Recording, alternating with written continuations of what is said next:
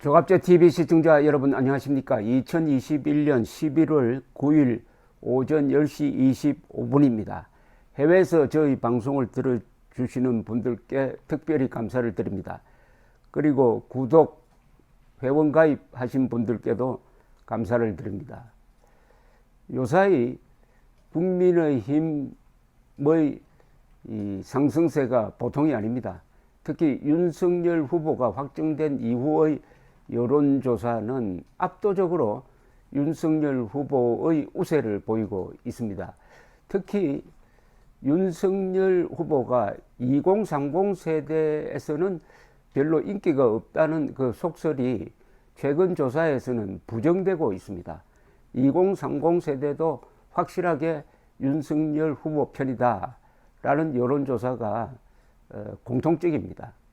그런데 금방 발표된 이 데일리안 인터넷 매체입니다. 데일리안이 공정이란 여론조사 기관에 의뢰해서 약 1000명을 상대로 ARS 방식으로 조사한 결과에 따르면은 윤석열 후보가 이재명 후보를 17.2%포인트 17.2%포인트로 앞서는 것으로 나타났습니다. 46.8대 29.6 반올림하면은 47대 30입니다. 47대 30. 최근에 발표된 여론조사 중에서 이 격차가 가장 큽니다. 그동안에 5개 여론조사는 그 격차가 가장 큰 것이 16%포인트였습니다.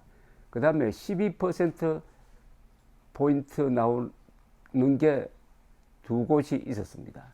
그리고 6%, 4%, 4, 6, 12, 12, 16%포인트 격차. 합산을 해가지고 중간치를 잡으면은 10%포인트 격차였는데 여기는 17.2% 포인트의 격차를 보여주고 있습니다. 여기에 컨벤션 효과라는 게 포함됐다고 봐야 됩니다. 그러나 이 컨벤션 효과는 빠지는 수도 있고 이게 더 확대되는 수도 있습니다. 컨벤션 효과가 거품일 수도 있고 이게 폭발력을 가질 수도 있으니까 요 다음 조사가 주목됩니다. 이 데일리안 조사를 소개를 해 드린다면은 아까 말씀드린 대로 윤석열 46.8, 이재명 29.6, 3등은 항상 안철수로 나오고 있습니다. 5.3%, 심상정 후보가 3.8%, 김동연 후보가 1.7%, 기타 후보 2.9%, 없다 7.7%, 잘 모르겠다 2.2%, 약 10%가 결정을 하지 않은 걸로 나옵니다. 이 부동층이 매우 줄었습니다. 30%, 20%, 10%로 이렇게 점점 떨어지고 있습니다. 즉 이재명, 윤석열 지지로 쫙 갈리고 있다는 것이죠. 다만 앞으로 변할 수 있느냐, 일종의 지지의 그 결속인데 그 지지의 결속도 조사에서도 윤석열 지지자의 결속이 이재명 지지자의 결속보다 강한 걸로 나옵니다. 그러니까 윤석열 지지자는 앞으로도 바꾸지 않겠다는 사람들이 더 많다는 이야기죠. 우선 지역별로 보면은 윤석열 후보가 호남과 강원, 제주를 제외한 모든 지역에서 이 후보를 크게 앞지른 것으로 나와 있습니다. 이 서울은 윤석열 50.1, 이재명 20.8입니다. 대전, 세종, 충남, 충북은 윤석열 44.4, 이재명 23.3. 이 충청도 지역이 한국 정치의 승패를 결정을 합니다. 지역적으로는 중간에 있고요. 또 이 이념 성향으로도 중도적인 성향이 강합니다. 그러니까 충청도가 어느 쪽으로 기우느냐는 것인데 충청도가 이 고향인 윤석열 쪽으로 민심이 기울고 있다는 게 이번 조사에서 확인이 되었습니다. 그러니까 충청권이 더블 스코어로 44대 23 더블 스코어로 윤석열 쪽으로 기울었다. 주목되는 게 이재명 후보 연고지입니다. 경기 인천인데 여기서도 윤석열 46.3, 이재명 33.4입니다. 이 보수 텃밭인 대구, 경북, 부산, 울산, 경남은 뭐 압도적입니다. TK는 윤석열 57.3, 이재명 19.9, 부산, 울산, 경남은 윤석열 52.9, 이재명 24%, 강원, 제주는 비슷합니다. 윤석열 43, 이재명 44.3, 호남에서는 이재명 53.4, 윤석열 26.9. 여기서도 과거처럼 일방적으로 국민의힘 후보가 떨어지는 현상은 여기서 나타나지 않고 오히려 윤석열 후보가 표를 상당히 많이 받은 걸로 나옵니다.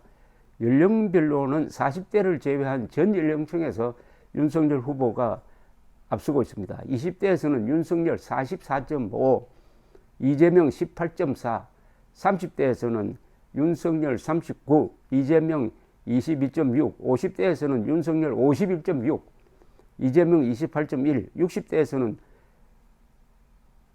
윤석열 58.4, 이재명 28.1, 40대의 경우만 이재명 46.7, 윤석열 32.2%로 이재명 후보가 앞서고 있습니다.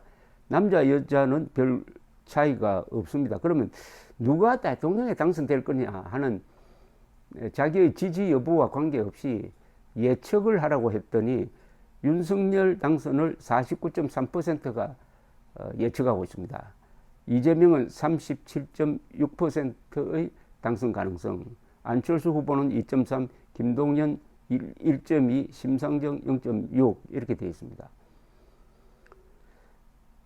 이 가장 도덕성이 떨어지는 후보는 누구냐라고 물었더니 이재명 34.6, 그 다음에 윤석열 30.3, 김동연 8.5, 심상정 7.1, 안철수 5, 안철수가 가장 도덕적인 사람으로 나오고 있습니다.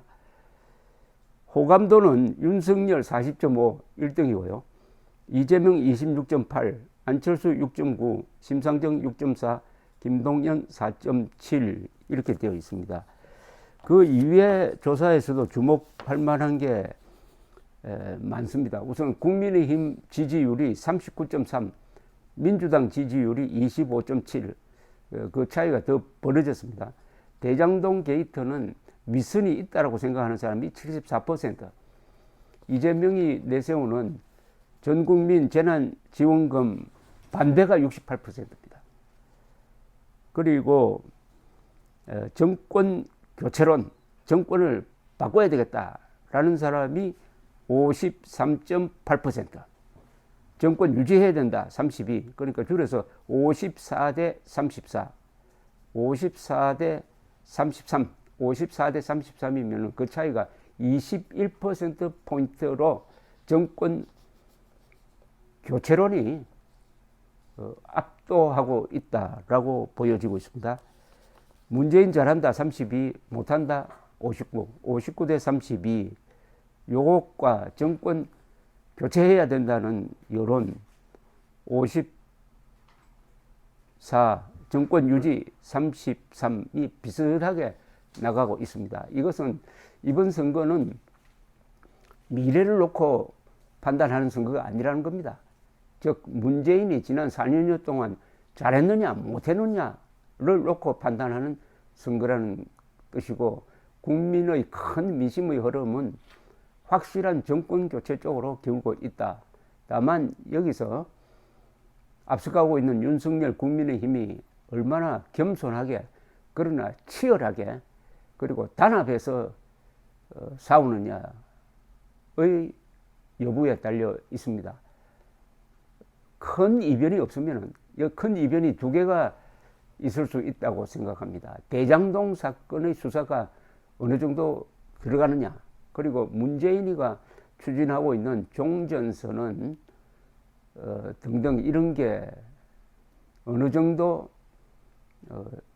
성공적일 수가 있느냐. 물론 지금 성공적일 이유는 없습니다만은 그래도 쇼를 하는 데는 이 사람들이 선수니까 국민들을 또 한 번 속일 수 있느냐.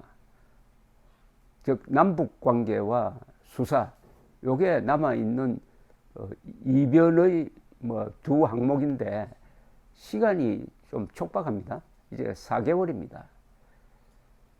어쨌든 2022년 3월 9일은 국민들이 분노투표로서 역사의 쓰레기를 치우는 대청소의 날이 될 것이라는 1년 전부터의 저의 예측이 현재로는 흔들리지 않고 있습니다. 감사합니다.